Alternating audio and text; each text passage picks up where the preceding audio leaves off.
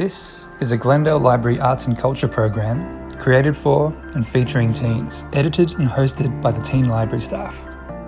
As part of Native American Heritage Month, in early November, Glendale Library Arts and Culture will host Walter Echo Hawk, who will discuss his book, In the Courts of the Conquerors, the 10 Worst Indian Law Cases Ever Decided.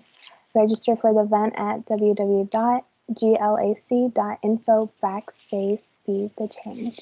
This episode is part of the Glendale Library Arts and Cultures and the Southern California Library Cooperative's Be the Change series, which focuses on inclusive, diversity, equity, anti-racism. Be the Change events will build a collective understanding of systemic racism, elevate the voices and stories of Black, Indigenous, and people of color, and inspire our community to be the change. Hi everyone, this is Melissa. And Desiree. Welcome to our guest episode of Teen Gen Talks. Today's guest is Jordan Marie Brings Three White Horses Daniel, is a citizen of Lower Burrell Sioux tribe, as well as a passionate and devoted advocate for Indian country and all people. She is the founder and organizer of Raising Hearts. Jordan sits on the board of directors with the Powershift Network and Lab 29 to work with passionate individuals to influence change and to help increase Indigenous visibility. She was also awarded the NCAIED Native American 40 Under 40 in the fall of 2018. Currently, she is using her running platform to help raise awareness of missing and murdered Indigenous relatives by dedicating the miles she runs to a missing or murdered Indigenous person. Jordan has also launched We Are All Related and is consulting on documentaries as Indigenous advocate and producer in film, all focused on Indigenous Earth Protectors, BIPOC runners, and supporting families impacted by MMIW. She is consulting with outdoor organizations to develop content on social media to protect sacred lands and promote health and wellness for Indian country. She is an outreach and project manager with UCLA, helping researchers with their project proposals and continuing to organize in the community she lives on, Homelands to the Tongva people, also known as Los Angeles, California. Grab a snack and drink, and let's welcome Jordan Marie Daniel to Teen Gen Talk. Yay! Thank you, Jordan, for taking the time out of your day to talk with us. We have a lot to discuss. Thank you for having me. So to start off the interview, can you educate us on what is Indian country and all people, and how did you become a devoted advocate? Yeah, Indian country really is the representation of Turtle Island, which is, we know it as North America, especially for our Native or Indigenous communities to Turtle Island. We don't recognize colonial borders, even present day, even though Western society and colonialism have created those borders to create division. And so that's what Indian country represents to me in the meaning. And for me, how I became passionate with my communities that I come from and that I'm trying to represent in the best way possible is, I am Koichasha Lakota. That is who I am, and I come from Koichasha Oyate, the Lower Burrell Sioux tribe in South Dakota. And so it's been since I was very little, growing up on the reservation for the first 9 years of my life, to seeing our culture and our relatives and our powwows and our ceremonies being rooted in everything in those teachings and in those moments. And even when I moved away, I still held true to who I was and how I was raised. And so I've known since 8th grade that I've wanted to be an advocate for my relatives, for Indian country. And for me, that meant moving to DC and being an advocate, whether it was a lawyer or lobbying or whatever it was. I knew that I wanted my life and my career, and as many say in our community organizing circles, our heart work, to be about making the world a better place, building a better future for our next generations, especially for Native youth, but also the outlook I come from as a Lakota person. We have Mitakuye Yasin. We are all related. So it's not always just about Native people. It is about all people, ensuring our future. In your bio, you mentioned you are the founder and organizer of Rising Hearts. What is it? Rising Hearts, great news. It actually officially just became fiscally sponsored as of yesterday. and received our first $50 donation. And so Rising Hearts really began out of Standing Rock and the fight to oppose the Dakota Access Pipeline. Standing in solidarity with our relatives in Standing Rock and allies from around the world, as we were watching it unfold on Facebook Live and Instagram and everywhere, what was happening and the violations of treaty rights and human rights and water rights. And I saw a need, especially in DC, since I was living there, I saw a need for Native representation in the organizing world in DC. We had a lot of organizers and organizations from like 350 to Sierra Club organizing to support and stand in solidarity with our Standing Rock relatives, but they didn't necessarily always include Native representation on those platforms. And so I began inserting myself into those conversations and introducing myself after those rallies and being like, where's the representation? Where are the Native voices? Where is the land acknowledgement from our local Piscataway Indigenous relatives? We need to be collaborating together. And if you're calling for centering and uplifting Indigenous voices, you need to be doing that. And so that was my effort in trying to hold them accountable, but also build community, expand community, and increase allies and support within our communities. And so that's how Rising Hearts really became, to really center and focus on Indigenous visibility and representation on those platforms. And over the years, it has transformed to not being just about Indigenous folks, but also representing and standing in solidarity with our Black brothers and sisters and our Asian community, immigrant, Brown, Two-Spirit, LGBTQ, non-binary communities, and making sure that intersectionality across all our movements is visible and being supported. So you are a board of directors with the Powershift Network and Lab 29. How did that opportunity arise? Yeah, a friend of mine approached me to join the board for Lab 29, which is focusing on STEM work in Indian country and creating programs for Native youth to have access to that. And so, that began a few years ago, and it's really exciting. I know nothing about STEM, but I do know in terms of the educational component with some of the work that I had done with like Bureau of Indian Education schools and some Indigenous curriculum. And the Powershift board role began last year in April of 2019, and really just trying to stay committed to the work of building and creating a better future, especially for our next generation, since we are seeing an increase in movement and voices on these platforms being led by our youth. And so it's also addressing, our urgent need to help protect our environment and addressing the climate crisis that is currently happening. And so basically we are making sure and supporting all of the youth organizations that are doing such wonderful work to help make this world a better place. You recently went on a week-long prayer run with 10 other Native runners, running 360 miles from Bears Ears to Warm Springs, Utah. Can you talk a little bit more about the experience?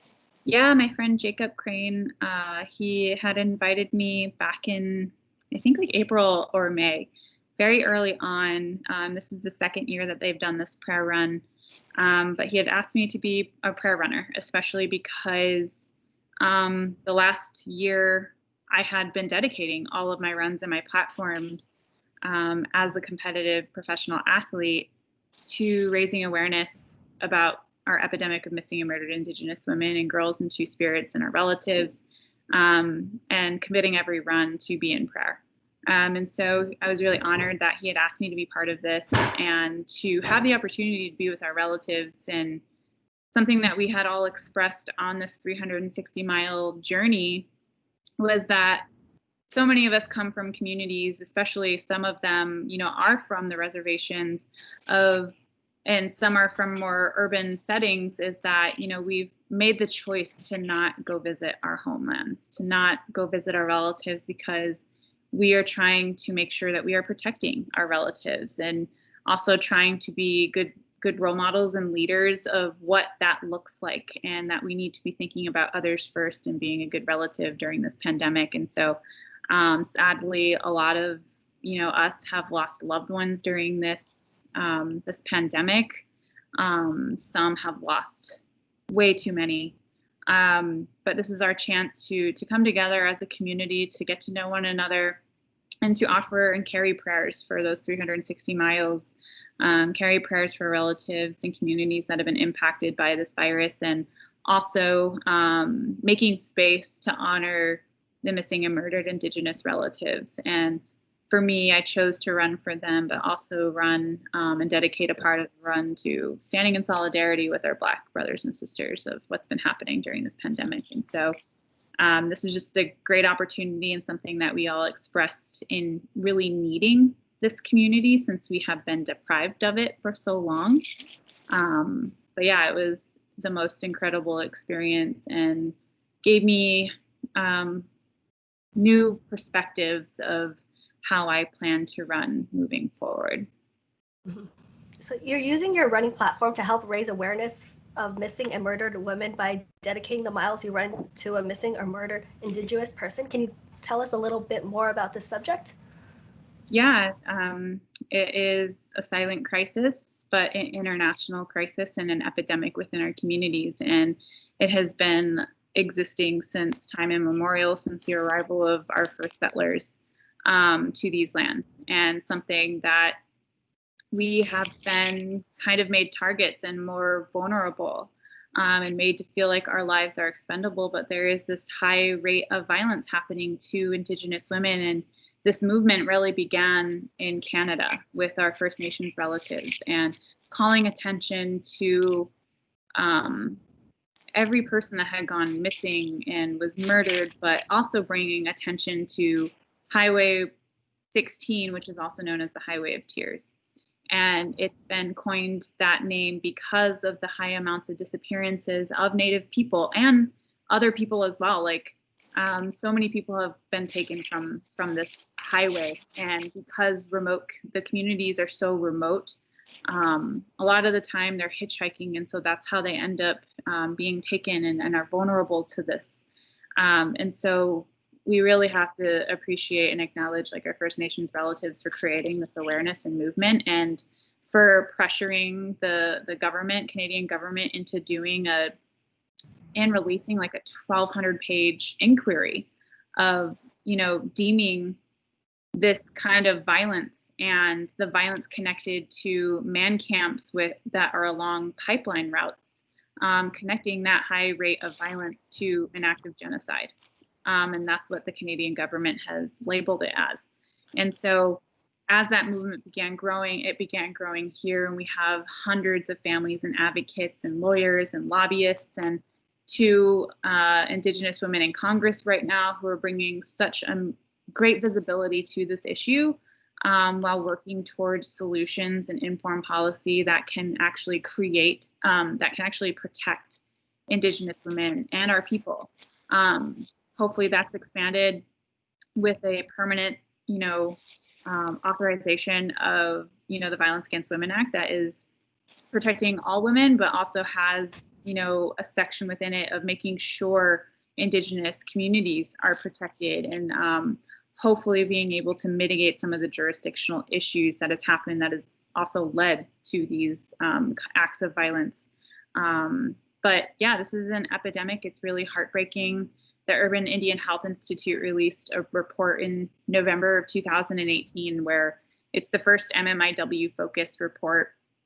And it's just compiled so many statistics across so many urban cities. I think it was 79 cities. And, just in 2016 alone, they found 5,712 cases of missing women, Indigenous women. And only 116 were logged into the Department of Justice database. So it goes to show the severe lack of care and accountability coming from the federal government. And when it comes to law enforcement, much of the time, especially if it is on reservations, much of the time they're slow to act. And it's the families that are leading the search parties and sometimes often finding their loved one deceased, and are really pressuring law enforcement to do something and the state to do something. But because we have systemic oppression, we have institutionalized racism, especially within the law enforcement, a lot of the time they have, stereotypes in their mind. And a lot of the time it comes down to racism about them not helping the families and taking it seriously. And so it's those critical moments lost where we could potentially find them safe, and hopefully still have them here on, on Earth. But, it's because of those inequities and the racism that exists that continues to perpetuate and allow this violence to continue. And it's just something that I've been super passionate about the last few years, especially since 2017 with the death of Savannah LaFontaine Greywind. And that was kind of the turning point for me with what happened. She was pregnant. Luckily, the baby, survived, and is continuing her legacy. But that's what got me to be like, I can't keep sharing and retweeting and just like copying and pasting. Like, I need to hold myself accountable because these are my sisters. These are my relatives. I am a statistic. My cousins are statistics, and I don't want any of them to be taken from us, especially when we can actually do something about it and make the world a better and safer place. And this is all part of dismantling white supremacy and racism and having these discussions and really bringing in brown, Black, Indigenous, Asian, Two-Spirit, LGBTQ relatives into these conversations and creating, a just, equitable, and safe world with the visibility of us at the forefront. And, hearing from our voices and our lived experiences can help impact and create that awareness and change, so that no more Black and brown bodies are being taken from us anymore. And so after organizing, after talking about it, I felt like the attention given to this issue was only being seen within our Indigenous circles. I felt like it wasn't getting the attention it needed to help lead to action. And so I tried and wanted to share my running platform. I wanted to give up that time and that space because I'm a 4th generation runner. I'm used to competing. I'm used to training. But I felt for this issue, it wasn't about running a fast time. It wasn't about trying to do my best and get to that finish line. It was about having it be very intentional with a prayer, honoring them, saying their name, a prayer for their families, a prayer for their community, and a prayer, for all of us, for each and every single mile. They had a prayer. And as I've gone on through my prayer runs and running for justice and this movement that I'm trying to create of running for justice, I make sure to not only run for Indigenous women and girls, but this is how the movement started. But I'm also, making sure that I'm being inclusive because this is impacting and taking away our Two-Spirit relatives, our trans relatives. It's taking away our men, our elders, our babies. And so I have several races where I've dedicated miles to them as well to bring a greater awareness of just how troubling and heartbreaking this reality is and can be for us.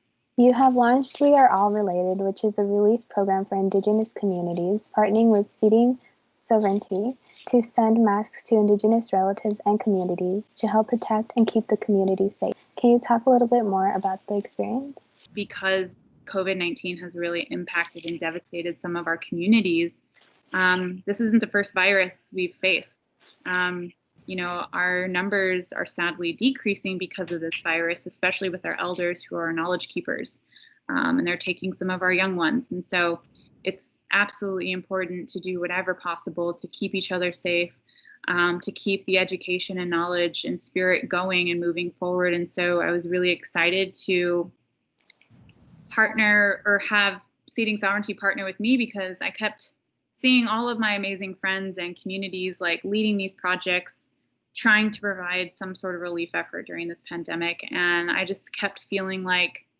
I want to do something too. And I kept getting responses on Instagram and Facebook from people asking me like, hey, you have a platform. Do you have connections? Like, can you get us masks? Especially because at that time, a lot of the relief efforts were being focused to Navajo Nation, which was being devastatingly impacted. And so I wanted to make sure that while those efforts were still happening, that we weren't forgetting about the rest of our communities. And so I pitched this idea to partner with Seeding Sovereignty. And since they had a platform and a community care initiative program and mask fund, to see if they had anything left over that hadn't been like already claimed and distributed, to see if we can transfer that and send it to other communities that I had reached out to and who had reached out to me. And luckily they were all on board and were more than giving. And we had this idea to organize a virtual 5K to help fundraise, for Seeding Sovereignty and for Rising Hearts. And it was incredibly successful. We had nearly like 1,000, registrants who participated in the walk and run, and we raised just over $18,000 to go to both of our relief efforts. But yeah, it was an amazing time to create community and expand it virtually and safely, while also bringing attention to how important it is to protect our most vulnerable populations and relatives in our communities. And so that's what that initiative is doing. And that's something that I'm still carrying on and still providing masks and hand sanitizers and face shields to our communities and making sure that everyone has what they need to feel safe. In 2019, you started on the Women's March with other Native women. Can you tell us about that experience? Yeah, it was a beautiful, empowering experience to be with my Native sisters on the front line of the march and standing in solidarity and marching with other Black and Brown sisters. And it was just really calling attention to the visibility of all of us and the communities that we represent and where we come from. And to be able to stand on stage with Sarah Eagleheart and our Piscataway relatives who opened with the land acknowledgement in Washington, D.C., it was just incredible. And I felt like it was such a strong message for all of us to show that, especially for Indigenous women, that we are still here. We exist, like we are everywhere. And we are more than the stereotypes. We are more, than the perceived, notion of what people think we are. We are more than the textbooks, which are not accurate at all. But it was just such a strong way to bring women together, to empower each other, to learn from each other, and to, be our biggest supporters for each other. A lot of lateral oppression exists within these movements and within these spaces, and it's really harmful and it can be toxic within our circles, especially when we are already a minority and a small group.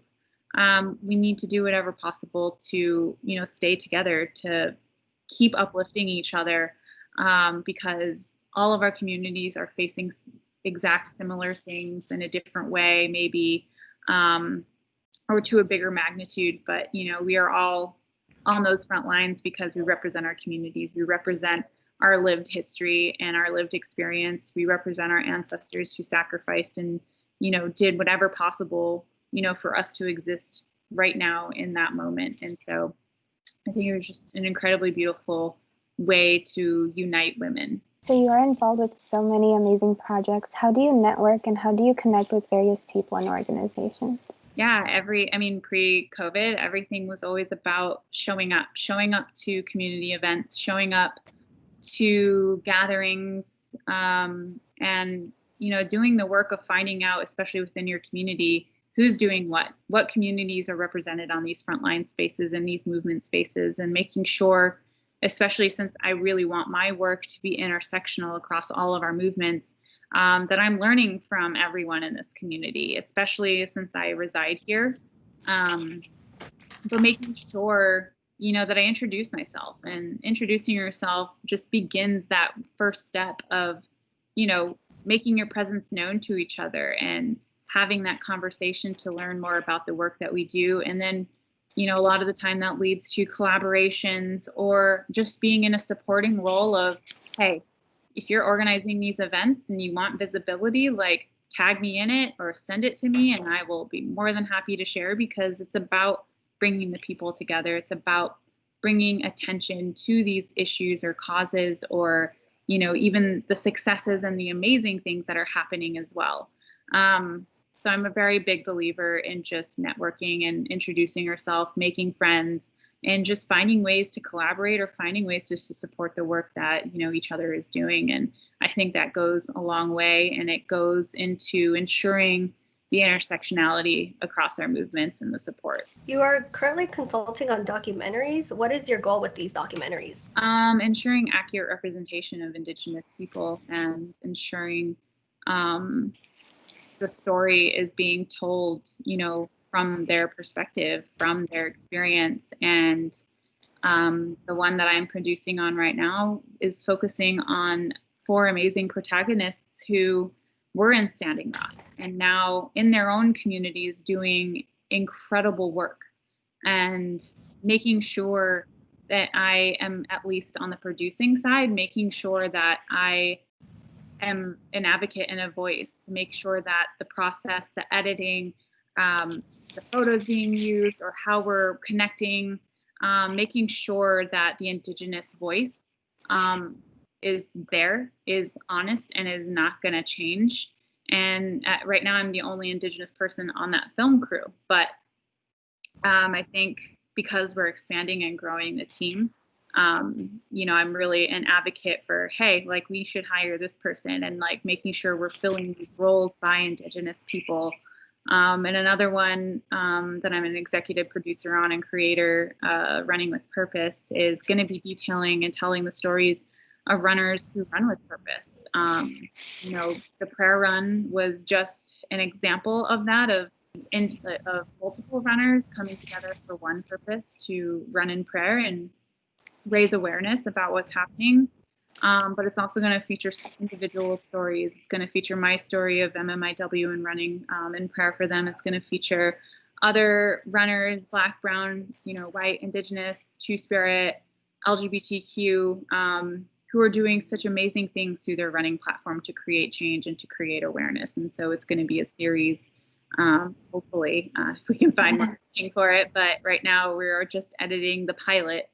But it's about making sure the representation's there. It's about creating content that people want to see. And we are in a time where people want to learn, want to unlearn what they've been learning and relearn. And they want to hear those stories, because I've been finding so many of us don't really know about the work that we do through our running.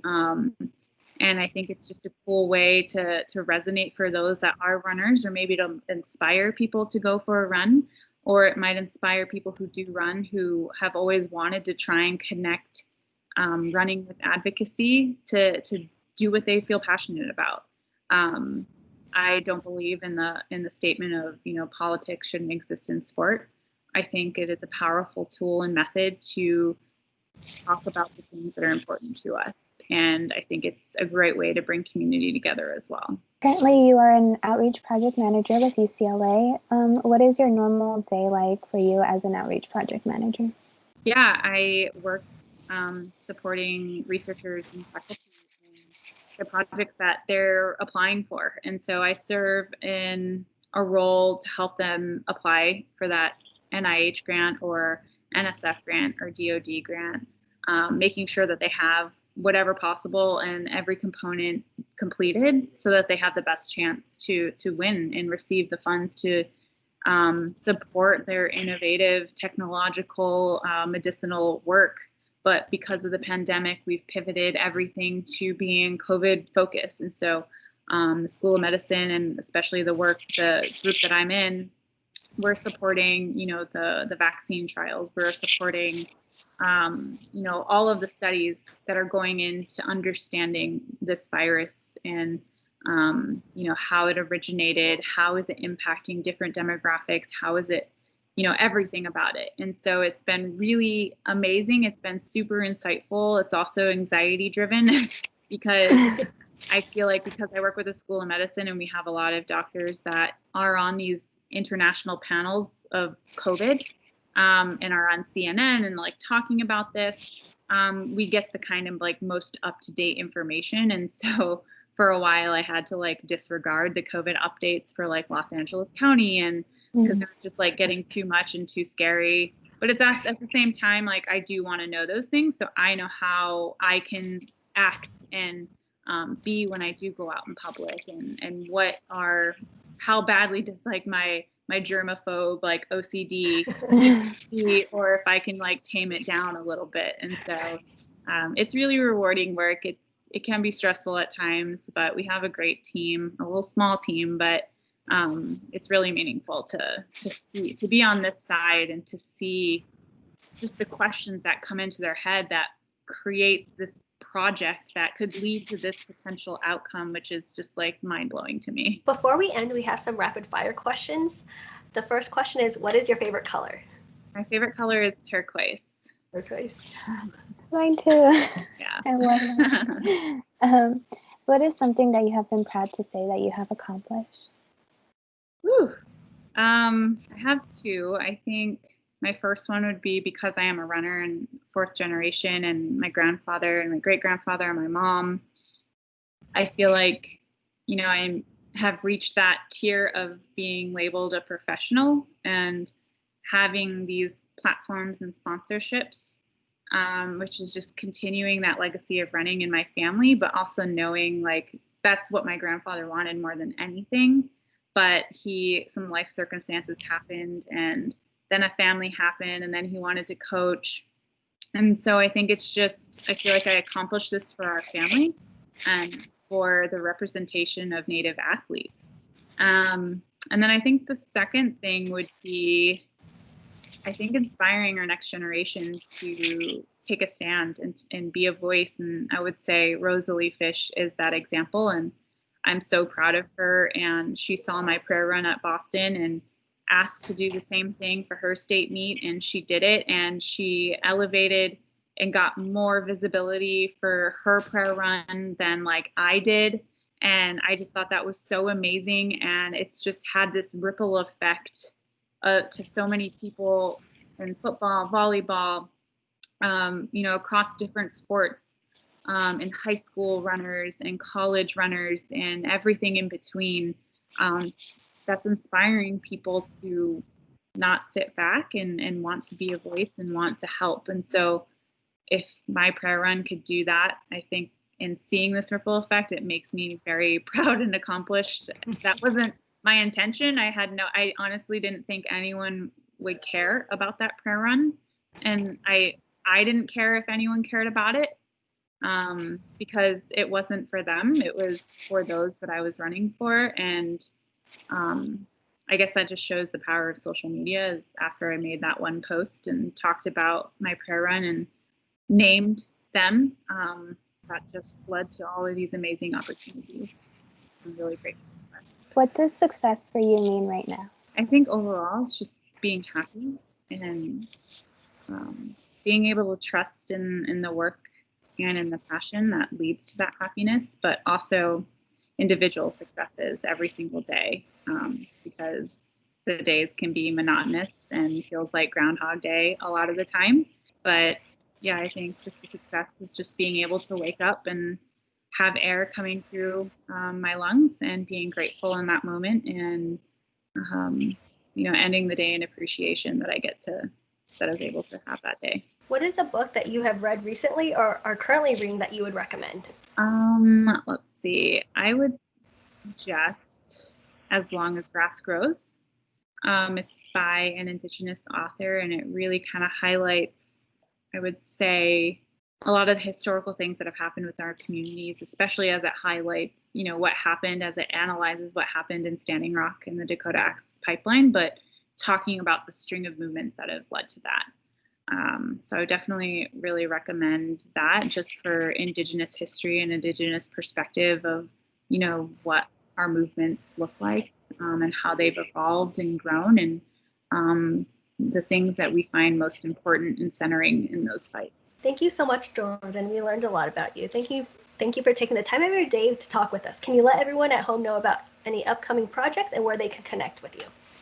Yeah, like I said, Rising Hearts just got officially fiscally sponsored. So we received our first $50 donation, and looking forward to bringing in more funds to support the work.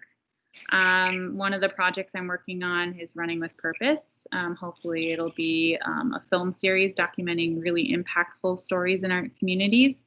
Another project will be, continuing to provide COVID relief effort through the program Atakuya Yasin. We Are All Related. Yay, thank you so much for your time, and thank you for everything that you're doing. Thank you so much. Yeah, I appreciate it. Lila Palamayaya, thank you so much. Did you enjoy this episode? If you did, don't forget to like and subscribe to the Glendale Library Arts and Culture channel. Tune in every Friday at 4:30 for Teen Gen Talks. And if you would like to contact us and be part of the Teen Gen Talks, please email us at teengentalks@glendaleca.gov. Thank you. See you next episode. Bye. Bye.